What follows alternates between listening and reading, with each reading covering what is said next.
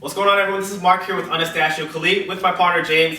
I'm going to go over some 3 setups that I use offensively. We categorize them as blocks, which I'll kind of explain later on.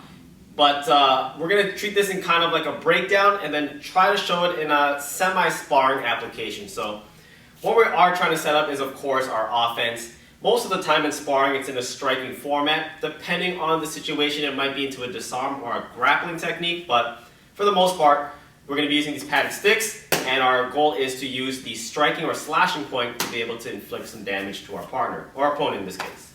So the first one we're going to do is what we call a Suprarada. Now, Suprarada can mean a numerous amount of things in Filipino martial arts. In this particular fashion, we're using it as a block, which is basically if he gives me any sort of vertical strike, and I use my right side umbrella block like this, instead of me just letting it deflect off to the side, I'm going to actively use my safety hand, and I'm going to try to clear his stick off of mine. I can use that to check. Depending on the range, I can use it to punch or eye jab his face.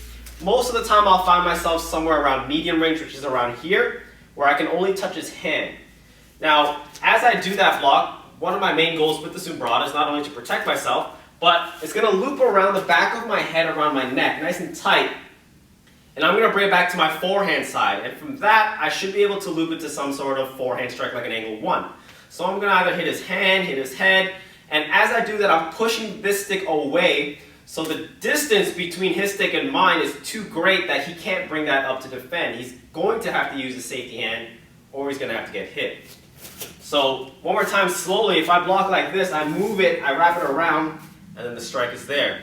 If we treat it more like a sparring text here, it's wrapping around this, and right away, and it happens super quick to the point where I almost like launch myself in, and he has no choice but to submit to the pressure by putting up that safety, and he's got no time.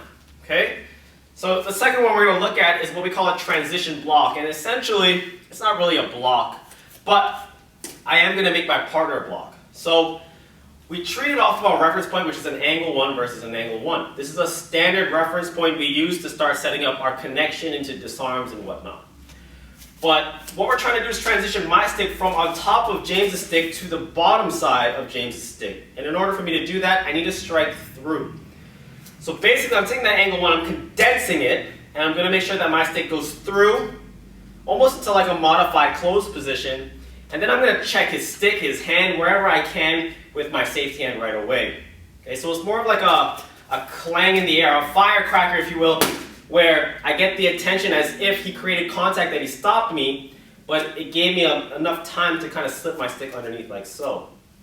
Right? So when we do that technique, I'm trying to come here to grab. Maybe I use that to set up a position to strike. Maybe I use that to set up a disarm. There could be a numerous amount of things if I am successful at doing that.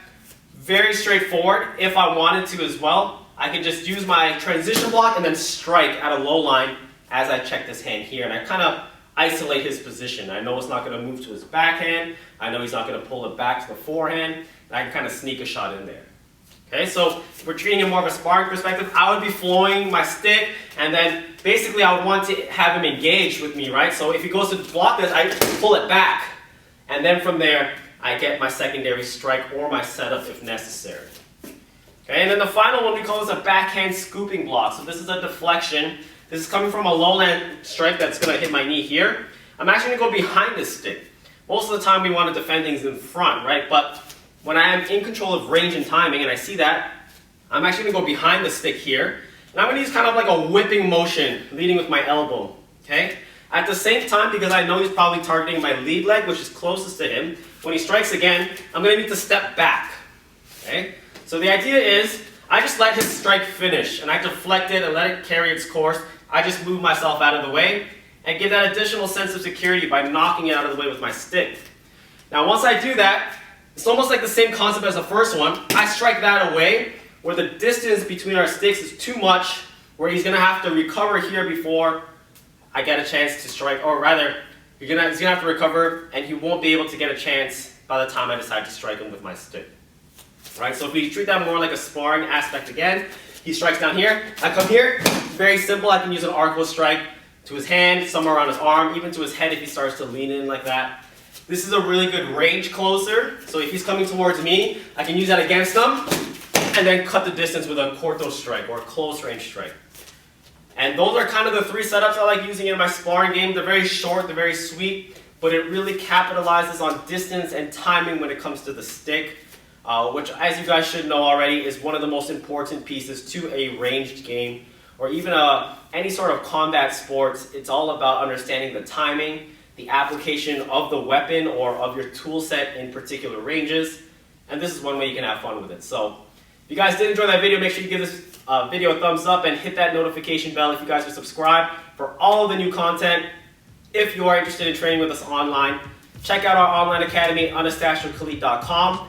Links are in the description box below. And until next time, catch you guys then.